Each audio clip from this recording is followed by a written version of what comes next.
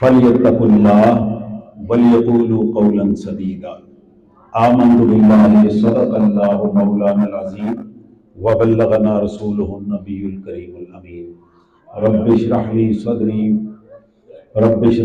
صدری ویسر لی آمنت باللہ صدق اللہ مولانا العظیم وبلغنا رسولہ النبی الکریم الامین۔ میرے نہایت ہی واجب الاحترام پیر سید رحمت حسین بخاری جناب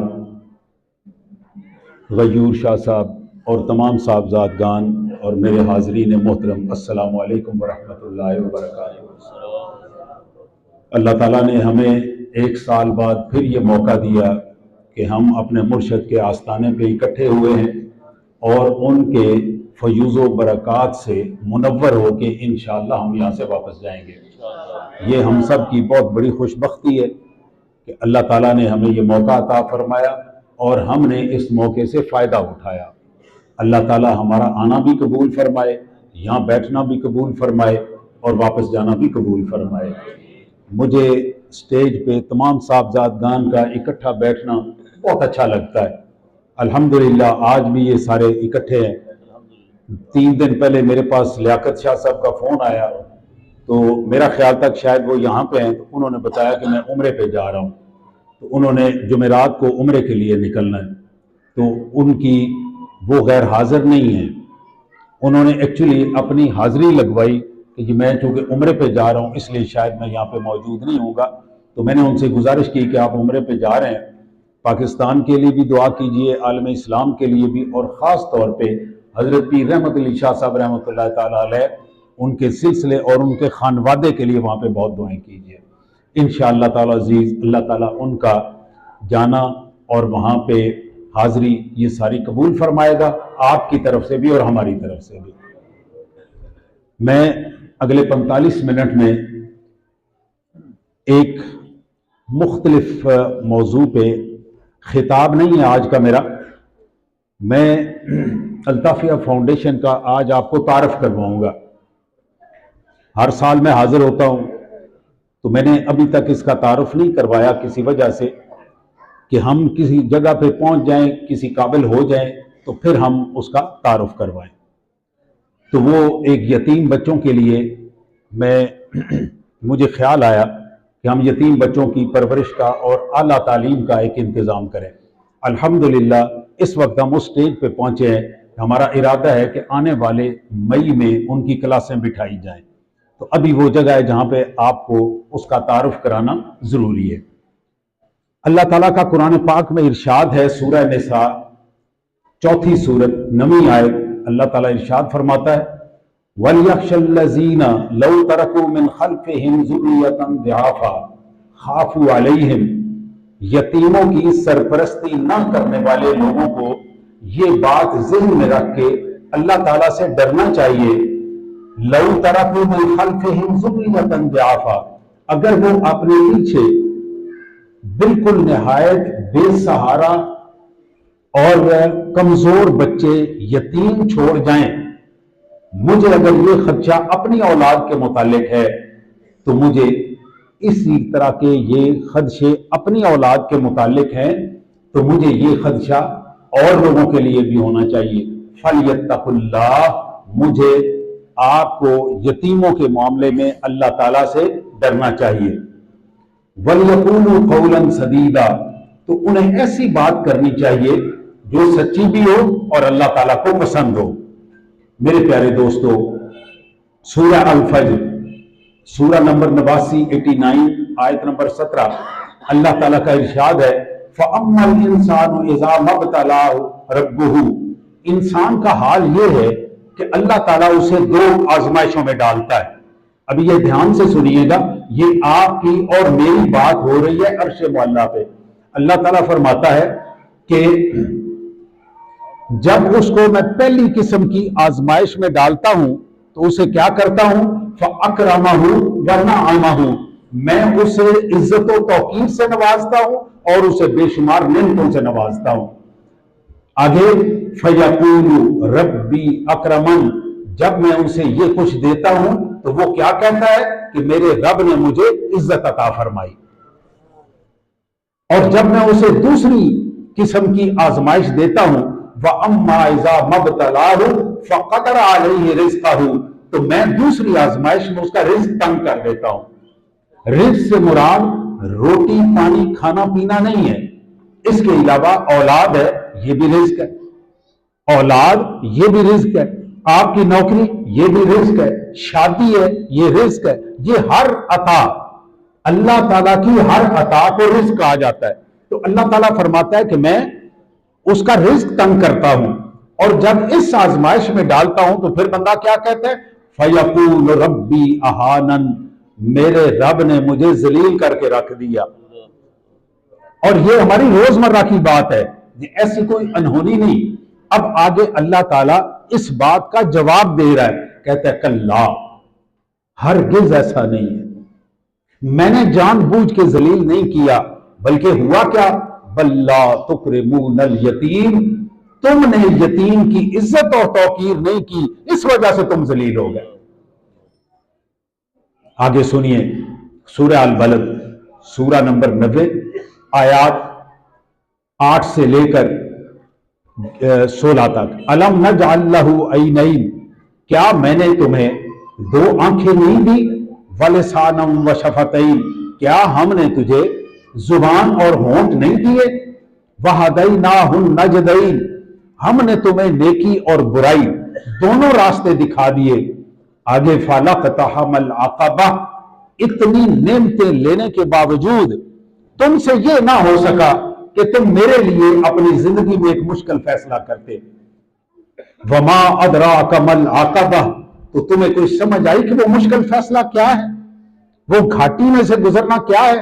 سنیے، فک رقبہ، وہ یہ ہے کہ تم کسی کی گردن چھڑاتے۔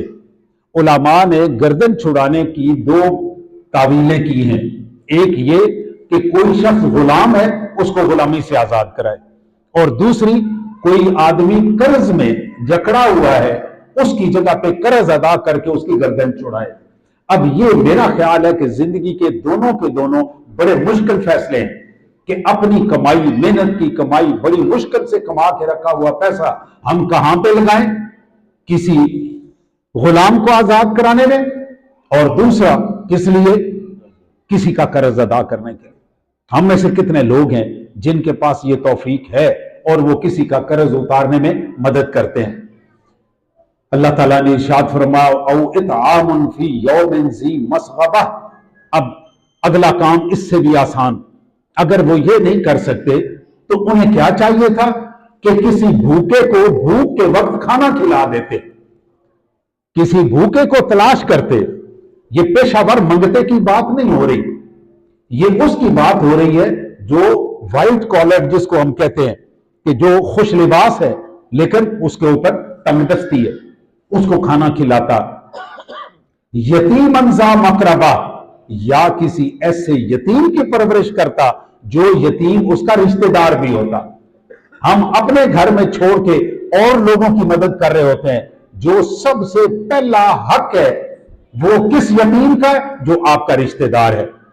آگے اللہ تعالیٰ نے فرمایا، آگے سنیے ذرا سیرت نبوی سے میں ایک دو احادیث پیش کرتا ہوں، ابن ماجہ کی صحیح حدیث مبارک، من عال ثلاثۃ من الایتام، رسول اللہ صلی اللہ علیہ وآلہ وسلم نے ارشاد فرمایا جس شخص نے 3 یتیموں کی پرورش کی، کمن قام لیلہ، وہ ایسا ہے جس طرح پوری رات کھڑے ہو کے عبادت کرتا ہے، پوری رات کھڑے ہو کے عبادت کرنے والے کے برابر ہے۔ وصام نہارہ، اور وہ پورا دن روزہ رکھتا ہے۔ وغدا ورواح شاہرا سیفہ فی سبیل اللہ، اور صبح و شام ہاتھ میں تلوار پکڑ کے اللہ کی رضا کے لیے اللہ کے راستے میں جہاد کر رہا ہے۔ وَكُنْتُ أَنَا وَهُوَ فِي الْجَنَّةِ أَخَوَيْنِ كَهَاتَيْنِ أُخْتَانِ، میں اور وہ شخص جنت میں اس طرح بھائی ہو کے رہیں گے۔ کس طرح؟ آپ نے یہ 2 انگلیاں اٹھائیں اور فرمایا جس طرح یہ 2 بہنیں اکٹھی ہیں، اس طرح وہ بندہ جو 3 یتیم پالتا ہے قیامت کے دن میرے ساتھ اس طرح سے ہوگا۔ ہم میں سے ہر شخص یہ چاہتا ہے، ہر شخص کی یہ خواہش ہے کہ رسول اللہ صلی اللہ علیہ وآلہ وسلم کی سنگت نصیب ہو، تو اس کی سنگت کا سب سے آسان طریقہ راتوں کو جاگنا، دن میں روزہ رکھنا، ان ساروں سے بڑھ کے کیا ہے؟ 3 یتیموں کی پرورش۔ میرے پیارے دوستو، میرے پیارے بچوں، آخر میں مشکات شریف، مسند احمد اور ترمذی کی ایک حدیث مبارک ملاحظہ ہو، من مسح رأس یتیم لم یمسحہ الا للہ، جو شخص اللہ کی رضا کے لیے کسی یتیم کے سر پہ ہاتھ پھیرتا ہے، کان لہ بکل شعرۃ تمر علیہا یدہ حسنات، اس کے ہاتھ کے نیچے جتنے بال آتے ہیں اللہ تعالیٰ اتنی نیکیاں اس کے نامہ اعمال میں لکھتا ہے۔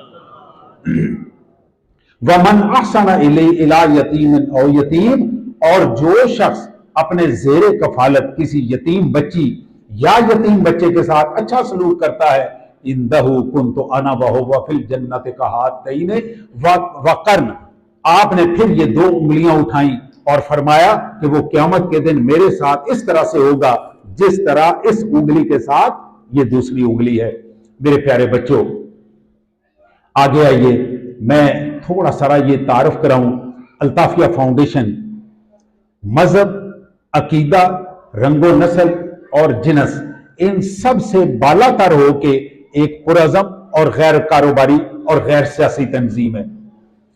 اس کے جو فوری اہداف ہیں ان میں پہلا ہدف یہ ہے کہ ہم یتیم بچوں کے لیے مفت تعلیم کا انتظام کریں، اور وہ تعلیم کس طرح کی ہو کہ ان بچوں کو اپنے کالج کے ذریعے 4تھی کلاس میں داخل کریں، انہیں 4 سال کی تیاری کروائیں، اور 4 سال کی تیاری کے بعد انہیں کیڈٹ کالج میں داخل کرائیں، وہ کیڈٹ کالج میں جائیں۔ جو بچے کیڈٹ کالج سے رہ جائیں یا وہ نہیں جانا چاہتے، انہیں آگے F S C pre engineering, F S C pre medical اور کمپیوٹر سائنسز اور آرٹیفیشل انٹیلیجنس میں آگے لے کے جائیں۔ ان کا تمام وہاں پہ رہائش، ان کا کھانا پینا، ان کا رہنا، ان کی کتابیں، اسٹیشنری، ان کا انٹرنیٹ کا استعمال وغیرہ وغیرہ سارے کا سارا الطافیہ فاؤنڈیشن کے ذمہ ہے۔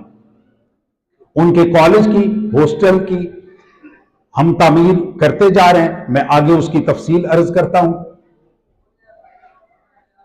اس کے بعد جس وقت ہمارے کالج کی بلڈنگ کچھ مکمل ہو جائے گی، اس سے اگلا ہمارا جو ہدف ہے وہ ہے 8 بیڈ کا ایک ہاسپٹل، تاکہ ہمارے کالج میں پڑھنے والے بچے اور ہمارے جتنا بھی سٹاف ہے ان کا علاج وہیں پہ ہو سکے۔ تو یہ ہمارا اگلا ہدف ہے۔ جو لمبے عرصے کے اہداف ہیں ان میں سکولوں، کالجوں اور یونیورسٹیوں کا قیام۔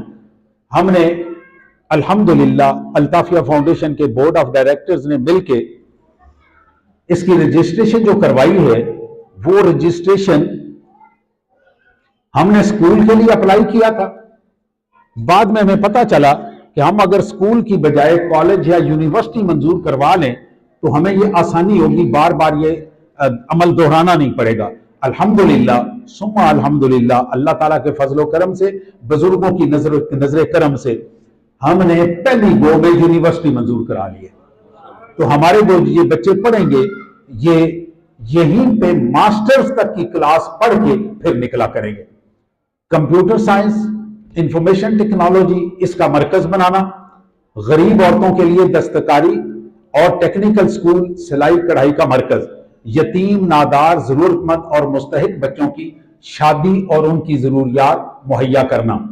اس میں ایک چیز جو سب سے زیادہ اہم، خاص طور پہ میرے جو حضرات اسٹیج پہ تشریف فرمائے، اس میں ایک چیز ہم نے بعد میں شامل کی ہے، اور وہ ہمارے پروجیکٹس میں سے 7واں پروجیکٹ ہے۔ وہ پروجیکٹ ہے اہل بیت فنڈ۔ اہل بیت فنڈ کیا ہے؟ میں تھوڑا سا آپ کو اس سے تعارف کروا دوں کہ اہل بیت فنڈ کیا ہے۔ اللہ تعالیٰ نے قرآن پاک میں سورہ انفال میں اور سورہ الحشر میں یہ فرمایا کہ غنیمت اور مال فیض اس کی تقسیم بتائی۔ اس کا 5واں حصہ اللہ تعالیٰ، اللہ کے رسول اور اہل بیت کے لیے تھا۔ سرکار دو عالم صلی اللہ علیہ وآلہ وسلم اپنی حیات طیبہ میں اور حضرت ابو بکر صدیق رضی اللہ تعالیٰ عنہ اپنی زندگی میں ان اہل بیت کے لیے یہ چیزیں نکالتے رہے۔ اب رسول اللہ صلی اللہ علیہ وسلم نے اہل بیت کسے فرمایا ہے؟ یہ ہماری بہت بڑی غلط فہمی ہے۔ ہم نے اہل بیت میں جو رسول اللہ صلی اللہ علیہ وسلم نے شامل کیے ہیں ان میں سے 4 خاندانوں کو بلکہ 4.5 خاندانوں کو مکمل طور پہ نکال دیا۔ ذرا سنیے، نمبر 1 حضرت عباس بن عبد المطلب اور ان کی اولاد، دوسرے حضرت حارث بن عبد المطلب اور ان کی اولاد، تیسرے حضرت علی المرتضی شیر خدا رضی اللہ تعالی عنہ اور ان کی اولاد، حضرت جعفر بن ابی طالب اور ان کی اولاد، اور حضرت عقیل بن ابو طالب رضی اللہ تعالیٰ عنہ اور ان کی اولاد۔ یہ 5 خاندان رسول اللہ صلی اللہ علیہ وآلہ وسلم نے اہل بیت فرمائے۔ ہم نے حضرت علی کی جو اولاد ہے جو سیدہ فاطمہ الزہرا رضی اللہ تعالیٰ عنہا کے بطن سے نہیں ہے، ہم نے ان کو بھی اہل بیت سے نکال دیا۔ رسول اللہ صلی اللہ علیہ وسلم نے یہ 5 خاندان اہل بیت فرمائے۔ حضرت عمر رضی اللہ تعالیٰ عنہ نے آ کے اس میں ایک نیا قدم اٹھایا۔ وہ نیا قدم کیا اٹھایا؟ رسول اللہ صلی اللہ علیہ وآلہ وسلم کے دور میں اور سیدنا ابو بکر صدیق رضی اللہ تعالیٰ عنہ کے دور میں یہ جو خمس تھا، 5واں حصہ تھا مال فیع کا اور غنیمت کا، اس کی مقدار مقرر نہیں تھی۔ سیدنا ابو بکر صدیق رضی اللہ تعالیٰ عنہ نے اہل بیت کے ان تمام خاندانوں کے لیے اس کی رقم مقرر کر دی اور وہ 5000 درہم سالانہ تھی، ہر خاندان کے لیے 5000 درہم، اور یہ بدری صحابیوں کے برابر تھی، یہ بدری صحابیوں کے برابر تھی۔ آگے یہ چلتا رہا، خلفائے راشدین میں بھی چلتا رہا، امویوں کے دور میں بھی چلتا رہا، اور اس کے بعد عباسیوں کے دور میں بھی کچھ عرصہ چلتا رہا، بعد میں یہ ختم ہو گیا۔ اب رسول اللہ صلی اللہ علیہ وآلہ وسلم نے ان 5 خاندانوں کے لیے زکوٰۃ منع فرما دی، ان کے لیے زکوٰۃ دینا منع فرما دیا۔ ہمارے ہاں جو مشہور ہے نا کہ سید کو زکوٰۃ نہیں لگتی، یہ سید کو نہیں لگتی، یہ بنو ہاشم کے ان 5 خاندانوں کو نہیں لگتی۔ یہ ذہن میں رہے، بنو ہاشم کے یہ 5، صرف ایک خاندان ایسا ہے جو رسول اللہ صلی اللہ علیہ وسلم نے بنو ہاشم ہونے کے باوجود اس کو اس میں شامل نہیں کیا، اور وہ تھا ابو لہب کی اولاد، وہ ابو لہب کی اولاد تھی جس کو اس میں شامل نہیں کیا۔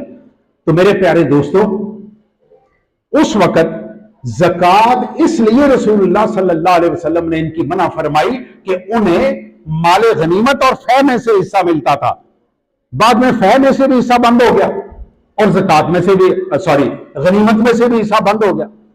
تو جب یہ دونوں حصے بند ہو گئے تو اہل بیت کی غلطی صرف اتنی ہے کہ وہ اہل بیت ہیں، ان کی کوئی مدد نہیں کرنی، انہیں زکوٰۃ بھی نہیں دینی، انہیں باقی کچھ بھی نہیں دینا۔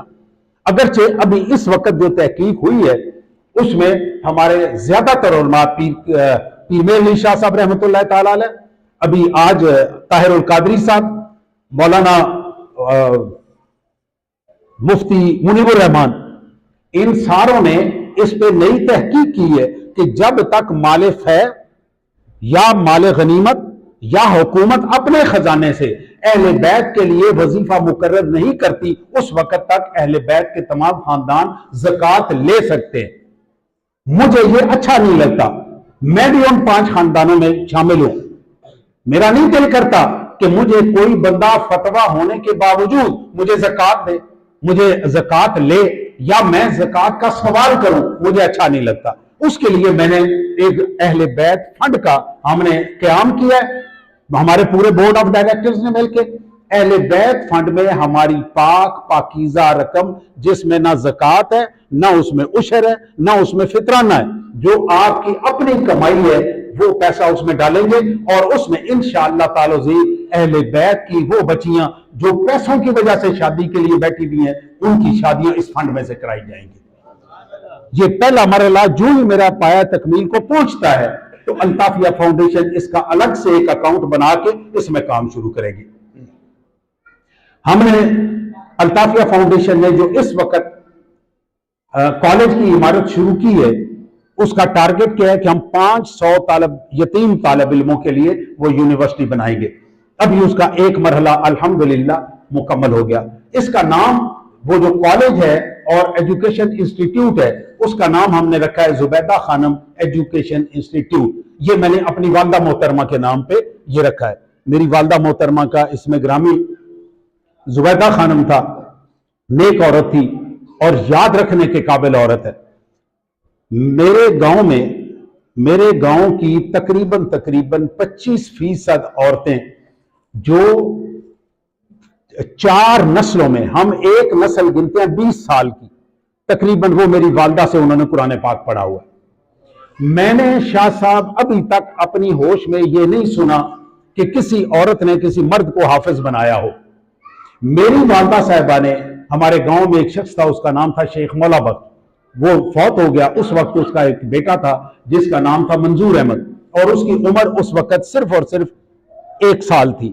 میری والدہ نے اس کی ماں سے کہا اور وہ بچہ اپنے پاس لے لیا، خود پالا، اس کو قرآن پاک پڑھایا، یاد کرایا، اور اس حافظ منظور نے ہماری مسجد میں 25 مصلے سنائے.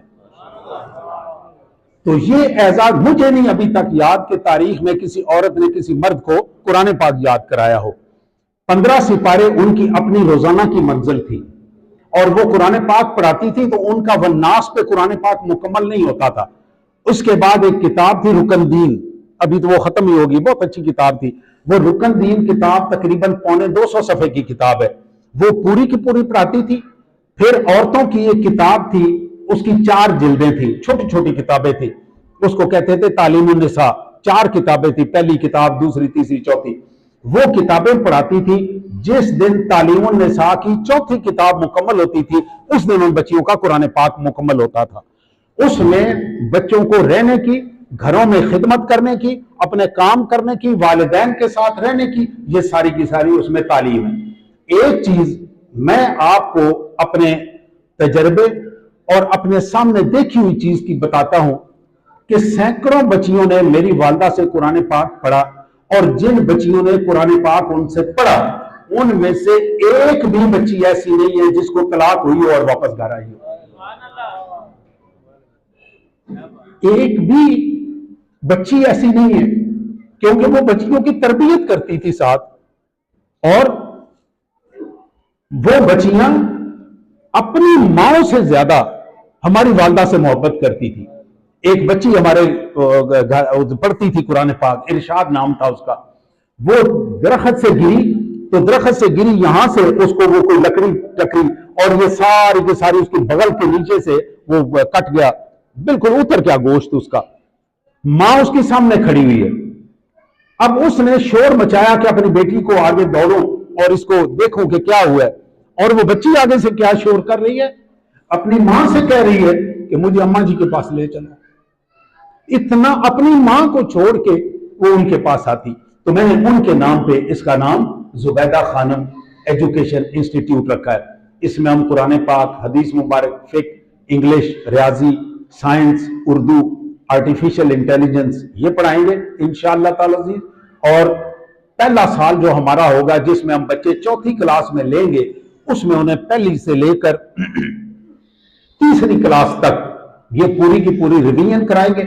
دوسرا سال جو ہے اس میں 4تھی اور 5ویں کی تیاری کروائیں گے، اور 6ٹھی 7ویں یہ 3رے سال میں، اور 4تھے سال میں 8ویں، اور یہ سارے کا سارا ریپیٹیشن ان کو ریپیٹ کروائیں گے. اب ان بچوں کو امتحان دلوائیں گے کیڈٹ کالج کا. قرآن پاک میں انہیں صورتیں یاد کرائی جائیں گی ترجمے کے ساتھ، انہیں قرآن پاک کی املا کرائی جائے گی، جو کہ ہمارے ہاں قرآن پاک کی املا نہیں کرائی جاتی. انہیں انشاءاللہ یہ بھی عقائد کے اوپر، احادیث، معاشرت پہ اور ممانعات پہ اس کا سلیبس ہم نے تیار کر لیا ہوا ہے. الحمدللہ میرے ساتھ جو ٹیم ہے، میں تعارف کرواتا ہوں ان کا، بڑی تگڑی ٹیم ہے جو میری بورڈ آف ڈائریکٹرز کی ہے، اور 3.5 سال سے وہ میرے ساتھ دستے بازو کی طرح میرا کام کر رہے ہیں. ان میں جو تعلیم دی جائے گی وہ 3 درجوں میں ہوگی. پہلا درجہ کیڈٹ کالج کے لیے، دوسرا درجہ FSC، اور تیسرا درجہ CSS. جن بچوں کو ہم کیڈٹ کالج میں پہنچانے میں کامیاب ہو جائیں گے وہ تو کیڈٹ کالج میں چلے جائیں گے، اور کیڈٹ کالج میں جب وہ چلے جائیں گے تو ان کا کیڈٹ کالج کا تمام خرچہ یہ الطافیہ فاؤنڈیشن برداشت کرے گی، وہ اٹھائے گی. اب وہ وہاں پہ جائیں گے، جو پیچھے بچے رہ جانے والے ہیں یا وہ خود کیڈٹ کالج میں نہیں جانا چاہتے، انہیں FSC pre medical, pre engineering اور कंप्यूटर साइंसेस और आर्टिफिशियल इंटेलिजेंस। जो बच्चे इससे आगे जाना चाहेंगे उनको इंशाअल्लाह ताला अजीज CSS करवाया जाएगा। हमारे कॉलेजों में हमारे लोग जो दरसों में पढ़े हुए बच्चे, किसी दरस का मैंने आज तक अपनी जिंदगी में सिर्फ 2 बंदे ऐसे सुने हैं जो दरस से पढ़ने के बाद CSS करके गए। एक आपके दीपालपुर के सईद अब्दुल रज़ाक रहमतुल्लाह ताला अलैह, उनके यतीम खाने में पड़ा हुआ एक बच्चा आजकल कमिश्नर लगा हुआ है। और दूसरा एक और बच्चा वो सरगोदा के एक छोटे सारे दरस से पड़ा हुआ, वो माशाल्लाह एक बड़ी पोस्ट पे लगा हुआ है। तो अगर हमारे मदरसों के पढ़े हुए बच्चे ये कहीं निकले और जाके कहीं कमिश्नर लगे, कहीं डिप्टी कमिश्नर लगे, कहीं IG लगे, तो मुझे यकीन है कि वो रिश्वत से भी बचेंगे और इंशाअल्लाह वो फैसले करने के काबिल होंगे जो आज हमारे लोग फैसले करते हुए शर्माते हैं। बजट इसके लिए हमने बना लिया और उस बजट के लिए हमने वर्किंग भी, काम भी शुरू कर लिया। जो जो काम हमारी रिक्वायरमेंट थी वो ये कि बच्चों के लिए अच्छा कुक हाउस हो और उनके लिए एक मेस हो। हमारा जो यहां पे दरसों का आम तरीका कार है वो ये है कि हर घर में एक एक दो दो बच्चों का खाना लग जाता है।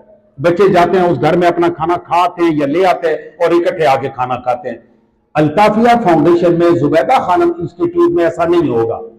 जुबैदा खानम में उनका तरीका कार ये होगा कि कैडेट कॉलेज की तरह का बाकायदा मेस है, उसके लिए डाइनिंग टेबल में ले आया हूं, डाइनिंग टेबल भी आ गए और उनकी डाइनिंग चेयर्स भी आ गई हैं।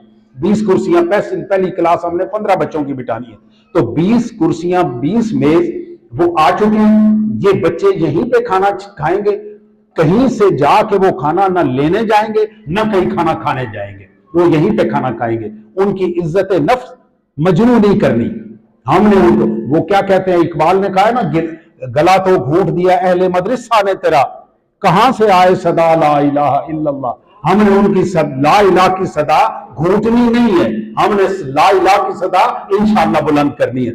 डाइनिंग चेयर्स आ गई, डाइनिंग टेबल आ गया, उसके बाद इंटरनेट वो लग गया। इस जुमेरात को मैं सैदा शरीफ से जब चला हूं तो उस वक्त इंटरनेट चला के हमने उसका सारा तजर्बा करके तो 3 कनेक्शन ले लिए, क्योंकि हमने आर्टिफिशियल इंटेलिजेंस की एक क्लास चलानी है।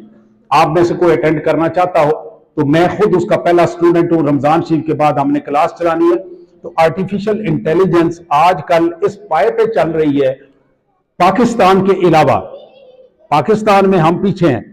इंडिया में हमारे नौजवान जिनकी उम्र शाह साहब 35 साल से कम है, वो $400 बिलियन सालाना आर्टिफिशियल इंटेलिजेंस से कमा रहे हैं, घरों में बैठे हुए। कोई दफ्तर नहीं है, किसी जगह पे नहीं जाते, अपने घरों में लैपटॉप रखा हुआ है, मोबाइल रखा हुआ है और उससे पैसे कमाते हैं। $400 बिलियन नाम लेने की बात है। हम अभी तक पाकिस्तान में $0.5 बिलियन के करीब भी नहीं पहुंचे। तो ये क्लास हमने शुरू करनी है, जो उसमें शामिल होना चाहिए। ये क्लास पेड है, 7 हफ्ते की क्लास होगी। इस्लामाबाद में एक इंस्टीट्यूट है, वहां से हमने एक प्रोफेसर हायर किए हैं, वो ऑनलाइन ये क्लास लिया करेंगे। और सैदा शरीफ में जहां पे ये क्लास होगी 2 हफ्ते के बाद 2 दिन के लिए वो वहां तशरीफ लाया करेंगे। तो बाकी लोग भी अगर आना चाहें वहां पे, अदरवाइज आप जिधर हैं वहीं पे आपको इसका 10,000 रुपया 2 महीने का इसकी फीस है। 5 दिन हर हफ्ते क्लास हुआ करेगी, 2 दिन की छुट्टी। तो उनका काम वगैरह वगैरह वो चेक करके, मैं खुद इसका पहला स्टूडेंट हूं, मैंने अपनी रजिस्ट्रेशन करवा ली है।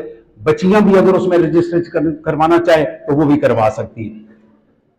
इसके लिए एक चीज आपको अर्ज करूं कि जो बच्चियों के लिए फीस 10,000 की बजाय 8,000, और जिन बच्चों की उम्र 30 साल से कम है उनकी फीस भी 8,000, ताकि ये बच्चे जरा ज्यादा दिलचस्पी ले और इस साइड पे चले। हमारा बिजली का कनेक्शन अल्हम्दुलिल्लाह अल्ताफिया का अपना ट्रांसफार्मर वो लग चुका हुआ है। हमें अब बिजली की मोहताजी दाएं बाएं से नहीं है। रिहाइश के लिए 20 चारपाइयों का ऑर्डर दिया हुआ है, रमजान तक इंशाअल्लाह ताला चारपाइयां भी बन के आ जाएंगी, बच्चे वहीं पे रहेंगे। جو بجٹ ہے اس میں ہم نے یہ جو چیزیں رکھی ہیں ان میں چارپائیاں، بستر، کتابیں، اسٹیشنری، چیئرز، ڈیسک، یونیفارم، لباس، پرسنل کٹ، ٹیچرز کٹ، یوٹیلیٹیز، خوراک اور تنخواہیں. 4 ٹیچر ہوں گے، ایک ان کے ساتھ بچوں کے ساتھ دن رات رہنے والا وارڈن ہوگا، اس کے بعد کھانا پکانے والے، ان کے کپڑے دھونے والے، وہ سارے کا سارا جتنا پیرافرنیلیا ہے یہ سارے کا سارا اس بجٹ میں شامل ہے. اس میں ایک کوشچن یہ تھا کہ ہم پیڈ اسٹوڈنٹ بھی رکھ لیں، وہ جو اپنی جیب سے فیس دیں اور وہ بھی رکھیں. اس کے اوپر ہمارے بورڈ آف ڈائریکٹرز نے میٹنگ کی اور اس کو ہم نے بڑی ڈیٹیل میں ڈسکس کیا اور یہ فیصلہ کیا کہ ہم پہلی کلاس میں پیڈ اسٹوڈنٹ نہ رکھیں. وجہ اس کی کیا کہ جو بچے جن کے والدین بچوں کو فیس دے کے وہاں بھیجیں گے ان کے ذہن میں ڈھیر ساری آسانیاں ہوں گی، اور جو پہلی کلاس ہوتی ہے اس کو بڑی مشکلات ہوتی ہیں. کئی چیزیں ہم کر رہے ہیں ہمیں اس وقت نہیں معلوم، جب کرنے لگیں گے تو شروع پتہ چلے گا فلانی شہر رہ گئی، تو جنہوں نے پیسے دیے وہ ڈیمانڈ کریں گے کہ جی ہمارے بچوں کو تو فلانی چیز نہیں مل رہی. تو اس لیے ہم نے سوچا ہے کہ پہلی کلاس میں پیڈ اسٹوڈنٹس نہ رکھے جائیں، ان کو اسی طرح پڑھایا جائے. اگلے سال میں انشاءاللہ جو پیڈ اسٹوڈنٹ ہوں گے وہ آتے ہیں تو ان کی جو انکم ہوگی وہ باقی بچوں کے اوپر استعمال ہونی شروع ہو جائے گی. اس کے بعد میرے پیارے دوستو، ہم نے جو بجٹ بنایا اس بجٹ میں یہ جو فکس خرچے ہیں یہ نکالنے کے بعد ایک بچے پہ تقریباً 40,000 روپیہ مہینے کا خرچ آ رہا ہے. یہ پہلے سال کا ہے. جیسے جیسے کلاس آگے بڑھے گی یہ کم ہوتا جائے گا. آج 15 سٹوڈنٹ ہیں، اگلی دفعہ 30 ہو جائیں گے، ٹیچر اتنے ہی رہنے تو ان پہ تقسیم ہو جائے گا سارے کا سارا. اس وقت ہماری الحمدللہ الطافیہ فاؤنڈیشن کی طرف سے مسجد کی تعمیر کا ایک مرحلہ مکمل ہو گیا. وہ ہال ہے 60x80 کا، اس کے اندر ہم 20 چارپائیاں لگائیں گے. یہ بچے ادھر ہی رہیں گے. جمعے کے دن صبح سویرے اٹھ کے یہ یوم صفائی ہوگا، چھٹی ہوگی سارے دن کی. یہ بچے اپنی چارپائیاں اپنے بستر وغیرہ سنبھالیں گے، اس جگہ کی صفائی کریں گے، چارپائیاں کھڑی کر دیں گے، ہم جمعہ پڑھیں گے. جمعہ پڑھنے کے بعد یہ بچے اپنی چارپائیاں دوبارہ ڈال لیں گے اور پھر اپنی پڑھائی میں مشغول ہو جائیں گے. ہم نے جمعہ کے دن الطافیہ فاؤنڈیشن کی طرف سے ایک دسترخوان کا اہتمام کیا ہوا ہے. تقریباً اس کو 3 سال ہو گئے. ہر جمعہ کو، یہ جو ابھی جمعہ گزرا ہے اس جمعے کو بھی ہمارے پاس 350 سے 400 مرد، عورتیں، خواتین اور رائی مسافر یہ الحمدللہ ہر جمعے کو کھانا کھاتے ہیں. تقریباً 400، 350 سے 400 کے درمیان اتنے لوگ ہمارے پاس کھانا کھاتے ہیں. اس کے بعد آگے بچوں کے لیے 11 ٹوائلٹ اور واش روم، نہانے کا انتظام یہ مکمل ہے تاکہ بچوں کو نہانے کے لیے دائیں بائیں نہ جانا پڑے اور لائن میں نہ لگنا پڑے. 11 جو واش روم ہے یہ ہمارے سرکاری حساب کتاب کے مطابق تقریباً 400 بندوں کے لیے 11 کافی ہوتے ہیں. لیکن ہم نے یہ 11 جو ہیں یہ 400 بچوں کے لیے نہیں بنائے. اس وقت تو 15 بچے ہیں، باقی سٹاف وغیرہ ملا کے یہ زیادہ سے زیادہ 25 یا 30 لوگ ہو جائیں گے. اور انشاءاللہ یہ بڑی نہانے کا بھی وہیں پہ انتظام. ہم نے ایک چھوٹا سا سلوگن دی ہے، غور سے سنیے. وہ سلوگن کیا ہے؟ 10 روپے میں ایک یتیم کی کفالت. تو وہ 10 روپے میں ایک یتیم کی کفالت کیسی ہے؟ ہمارے جو بورڈ کے ممبر ہیں ان میں ایک ہیں پروفیسر عطا مینا صاحب. انہوں نے ساری عمر کامرس پڑھائی ہے، تو وہ کامرس پڑھانے کی وجہ سے انہیں ان چیزوں کا تجربہ ہے. یہ حساب کتاب کیا گیا کہ اگر ہم 20,000 لوگوں کو اپنا ممبر بنا لیں اور 20,000 بندے روزانہ 10 روپے نکالتے جائیں تو ہمیں کسی چندہ مہم کی، کہیں سے کسی مدد کی کوئی ضرورت نہیں ہے. تو وہ ہم نے مہم شروع کی ہوئی ہے اور ابھی ہم اس کے لیے کوائن باکسز مختلف جگہوں پہ رکھوا رہے ہیں اور جن کی وجہ سے کچھ نہ کچھ آمدن آتی جا رہی ہے. ہم اس سلسلے کو آگے بڑھاتے جا رہے ہیں. اب تک پچھلے 3.5 سال میں ہم 2.5 کروڑ روپیہ الحمدللہ خرچ کر چکے ہیں. 2.5 کروڑ روپیہ الحمدللہ ثم الحمدللہ یہاں تک ہم پہنچ چکے ہیں اور امید یہ ہے کہ اس سے ہم آگے چلیں گے.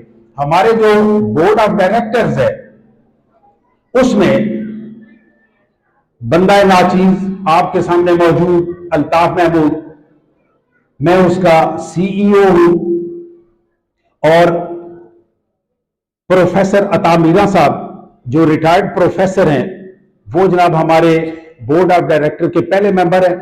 ان کے بعد احمد رضا خان صاحب گجرانوالہ سے ہیں. یہ بیچلر آف کامرس کیا ہوا ہے. گجرانوالہ میں ان کی انکم ٹیکس کی بڑی فرم ہے, یہ اس کو چلا رہے ہیں. اور یہ بھی ہمارے بورڈ آف ڈائریکٹر. پروفیسر ملک شوکت علی شاہ یہ ڈی او بھی رہے اور سی او بھی رہے. یہ M S C statistics, M S C mathematics, M A Punjabi, M A Urdu, 4 M A انہوں نے کیا ہوا ہے. یہ بھی ہمارے بورڈ آف ڈائریکٹرز کے ممبر ہیں. اس کے بعد پروفیسر حیات قادر صاحب, یہ ایم فل انگلش ہے اور آج کل گجرات میں انگلش کے پروفیسر ہے. یہ ہمارے بورڈ کے ممبر ہے. میرا بیٹا حسن محمود ہاشمی آج کل انگلینڈ میں پی ایچ ڈی کر رہا ہے, پہلا سیمیسٹر اس نے کلیئر کر لیا ہے. تو یہ پروجیکٹ مینجمنٹ میں کر رہا ہے. تو پروجیکٹ مینجمنٹ میں یہ ابھی 6 مہینے ہو گئے اس کو انگلینڈ گئے ہوئے. اس سے پہلے ہماری کنسٹرکشن کا جتنا بھی حساب کتاب تھا وہ اس کے پاس تھا. تو یہ بھی ہمارے بورڈ آف ڈائریکٹر کا ممبر ہے. تو یہ ساری کی ساری چیزیں میں آپ کو بتانا چاہتا تھا, میں نے آپ کو بتا لی. خطاب کا جو میرا تھوڑا سا ٹائم رہ گیا اس میں ایک چیز آپ کو اور بتا کے پھر آپ سے میں گزارش کروں گا کہ جو باتیں میں نے کی ہیں اس کے متعلق آپ کے ذہن میں کوئی سوال ہو جو میں کور نہ کر سکا ہوں یا آپ کو کلیریفیکیشن چاہیے ہو تو آپ اس کی بات کر لیں. تو وہ جو بات میں کرنا چاہ رہا ہوں وہ یہ ہے,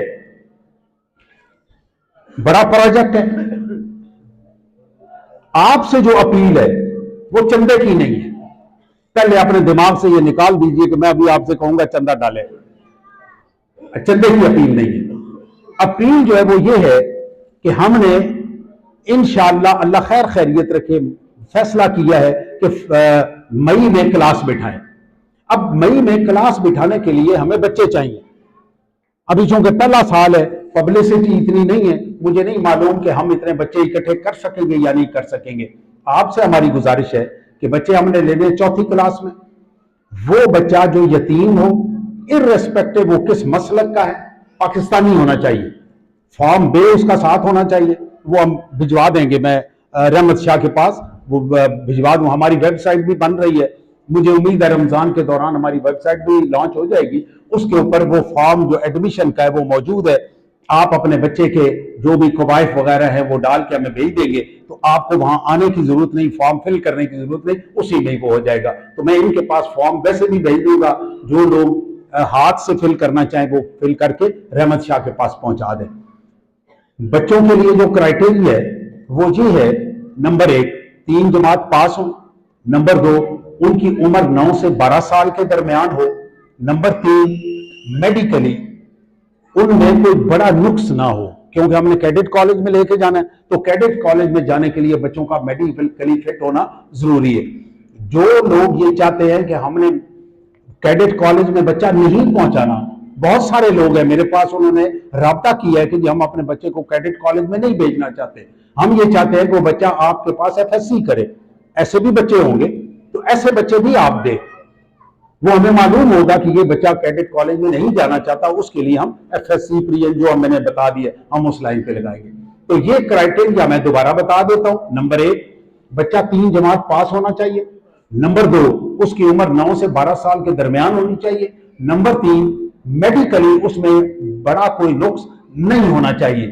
یہ 3 چیزیں ہو گئی. اس کے علاوہ آخری شرط کہ وہ پاکستانی ہونا چاہیے. پاکستان کے باہر کا بچہ نہیں لے سکتے, نہ ہم لیں گے.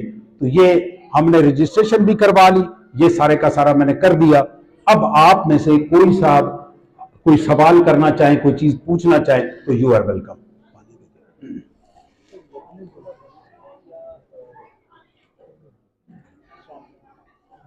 میرا تعلق آرمی کالج میرسی کیمپس سے ہے. کیا ہم پہلے سال میں میٹرک پاس یتیم بچے اور بچوں کو اسٹیپ لے سکتے ہیں جنہوں نے میٹرک یا ایف ایس سی کر لیا ہے, ان کی کفالت کرنے والا کوئی نہ ہو؟ پاسبل نہیں ہو رہا. ہم نے اس میں بڑی ڈسکشن کی ہے, بہت ڈسکشن کی ہے. وہ ہم نے جو پہلی کلاس میں 4تھی میں بچے بٹھانے ہیں انہیں کو 5ویں میں لے کے جانا.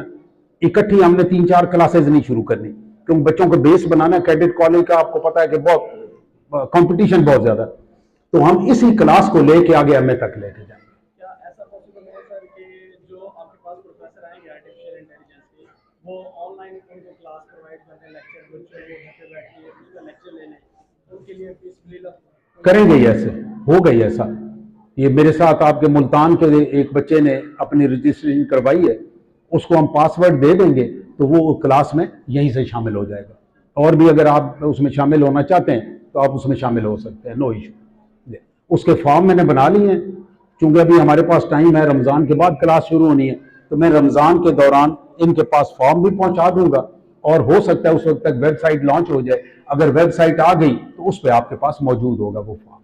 मेरे पास कुछ बच्चे और बच्चियां हैं जो कि यतीम हैं और गरीब हैं, फीस सपोर्ट नहीं कर सकते, कुछ मैट्रिक तक चले हैं, कुछ एफएससी तक, आगे तालीम हासिल करने की उनकी मतलब वो वसत नहीं है। हम उन्हें आर्टिफिशियल इंटेलिजेंस जो है ना, ये सबसे हल्का कोर्स है, ये मैट्रिक पास लोगों के लिए, थोड़ी बहुत इंग्लिश वो कर लें तो हम उनको आर्टिफिशियल इंटेलिजेंस के लिए कोई भी मैट्रिक पास बच्चा बच्ची वो उसमें हिस्सा ले सकता है। जो बच्चे यतीम है उनको हम फ्री ऑफ कॉस्ट देंगे। और कोई भाई किसी के ज़हन में कोई बात हो?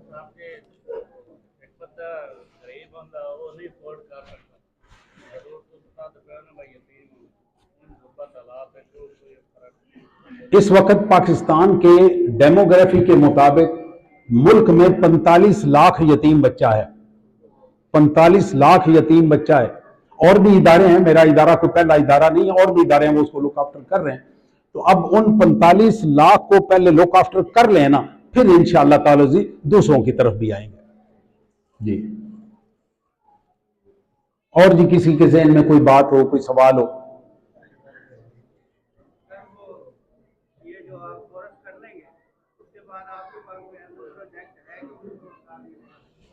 ये जो आर्टिफिशियल इंटेलिजेंस का कोर्स है, इनका सवाल ये है कि जब ये बच्चे आर्टिफिशियल इंटेलिजेंस का कोर्स कर लेंगे तो क्या आप इनको कोई प्रोजेक्ट देंगे जिस प्रोजेक्ट के जरिए ये पैसे कमा सकें? वो प्रोजेक्ट हमने नहीं देने, हमने उन्हें तालीम ये देनी है कि उन्होंने पूरी दुनिया में से ये प्रोजेक्ट पिक कैसे करने हैं, ये ढूंढने कैसे हैं प्रोजेक्ट। वो प्रोजेक्ट ऑनलाइन इतने मौजूद हैं कि आपकी सोच से ज्यादा। 400 बिलियन डॉलर अगर इंडिया ले रहा है तो आप अंदाजा करें कि चाइना के, अमेरिका के, यूरोप के ये लोग कितना कितना पैसा उसमें से कमा रहे हैं। तो ये बहुत बड़ा फील्ड है।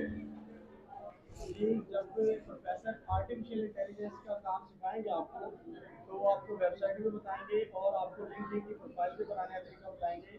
लिंक्डइन एक ऐसी वेबसाइट है जिसमें पूरी दुनिया से आपको ऑनलाइन टास्क मिलता है, ऑनलाइन जॉब्स अवेलेबल है। लिंक्डइन ना कि सिर्फ पाकिस्तान से, पूरी दुनिया से आप किसी भी मुल्क में किसी भी मुल्क से बैठे हुए अप्लाई कर सकते हैं, आपको ऑनलाइन वर्क भी मिलेगा, तमाम चीज़ें। आर्टिफिशियल इंटेलिजेंस का मतलब है मसनूई जहानत, यानी कि आप अगर फिजिकली तो एक मुल्क के अंदर ही जॉब तलाश करेंगे, आर्टिफिशियल इंटेलिजेंस पर जब आप काम कर लेंगे तो आप पूरी दुनिया में कहीं भी जॉब और काम तलाश कर सकते हैं, आपको जॉब और काम की कमी नहीं होगी। मैं इन्हें एक मिसाल से समझाने की कोशिश करता हूं कि आर्टिफिशियल इंटेलिजेंस है क्या। ये बहुत बड़ा फील्ड है, इतना बड़ा। डॉक्टर्स के लिए इसका अलग है, इंजीनियर्स के लिए अलग है, उलमा के लिए बहुत बड़ी इसमें अपॉर्चुनिटी है। मेरे एक दोस्त बिल्कुल नौजवान मुफ्ती हैं, वो जब फतवा लिखते हैं तो आर्टिफिशियल इंटेलिजेंस से लिखते हैं। उसके फतवे के मुकाबले के पुराने पुराने उलमा और मुफ्ती, वो इतने ना हवाले उनके पास है, ना उतनी इबारतें उनके पास है, ना वो अल्फाज उनके पास है। मैं आपको सिर्फ एक एग्जाम्पल देता हूं। मिसाल के तौर पे मेरा बेटा अभी पीएचडी कर रहा है, उसने इसके ऊपर मकाला लिखना है। जो उसको मकाला और थीसिस मिला हुआ है, वो उस थीसिस का उन्वान आर्टिफिशियल इंटेलिजेंस में डाल देता है। वो उससे पूछेगा कि आपको इसमें स्पेसिफिकली क्या 4-5 सवाल करेगा। वो 4-5 सवालों के जवाब लेने के बाद वो उसको अपने थीसिस का मटेरियल देना शुरू कर देगा, वो मटेरियल देना शुरू कर देगा। अब ये उसको कहेगा कि जी ये मैंने चुन लिया है, आप इस तरह करो, ये सारे के सारे मकाले इनकी मुझे समरी बना के दे दो। वो समरी बना के दे देगा। अभी देखिए इसमें चोरी और 2 नंबरी और फिर 2 नंबरी का जवाब। अब मैंने एक थीसिस तैयार कर लिया, मेरी यूनिवर्सिटी की तरफ से ये पाबंदी है कि मैं 5% से ज्यादा कॉपी पेस्ट नहीं कर सकता, जबकि मैंने सारे कॉपी पेस्ट किया हुआ।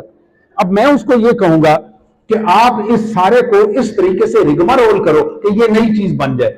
वो सारी की सारी बना के एक नई चीज, ये तकरीबन महीने 1.5 महीने का प्रोसेस है।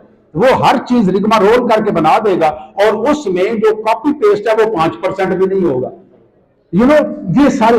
एक और एग्जांपल आपको देता हूं। आपने अपना एक अल्ट्रासाउंड करवाया, अब अल्ट्रासाउंड का, मैं डॉक्टर हूं, میں ایک مثال دے رہا ہوں، میں الٹرا ساؤنڈ کا ڈاکٹر ہوں، میری 40 سال تجربہ ہے میرے پاس وہ الٹرا ساؤنڈ آیا، میں نے جس وقت وہ الٹرا ساؤنڈ دیکھنا ہے تو میرے دماغ میں اس 4-5 منٹ کے لیے کتنے الٹرا ساؤنڈ کی رپورٹ میرے دماغ میں آ سکتی ہے؟ تجربہ تو یہی ہے نا. تو میں نے زیادہ سے زیادہ 20 40 50 100 کر لیا. اور جس وقت آپ آرٹیفیشل انٹیلیجنس میں کوئی ڈاکٹر جا کے اپنی رپورٹ رکھتا ہے تو پوری دنیا میں جو کروڑوں رپورٹیں پڑی ہوئی ہیں وہ چند منٹ میں کروڑوں رپورٹوں کے ساتھ اس کو ملا کے اس کا جواب آپ کو دے دے. یہ میں نے آپ کو سمجھانے کے لیے. تو اسی طرح سے بے شمار کام پڑے ہوئے. انہوں نے یہی سمجھانا ہے کہ دنیا کے پروجیکٹس میں سے آپ نے پروجیکٹ کیسے لینا اور اس میں سے پیسے کیسے کمانے. جی آخری سوال کسی کے ذہن میں کوئی بات ہو؟ جی ہاں ایک منٹ چلیں جی کوئی نہیں تو بہت اچھا. میں نے بڑی تفصیل سے آج آپ کے لیے میں نے خطاب یہی رکھا تھا کہ آپ کو تعارف کروا دوں ادارے کا. تعارف آپ تک پہنچ گیا. آپ سے پھر گزارش ہے کہ اپنے خاندان میں، اپنے محلے میں، اپنے اسکولوں میں، خاص طور پہ پرائمری اسکول، ان کے ٹیچرز تک یہ آواز پہنچائیے کہ جو یتیم بچے ان کے پاس اس کرائٹیریا پہ پورے اترتے ہیں ان کو ہمارے پاس ریفر کرے. وآخر دعوانا ان الحمد للہ رب العالمین.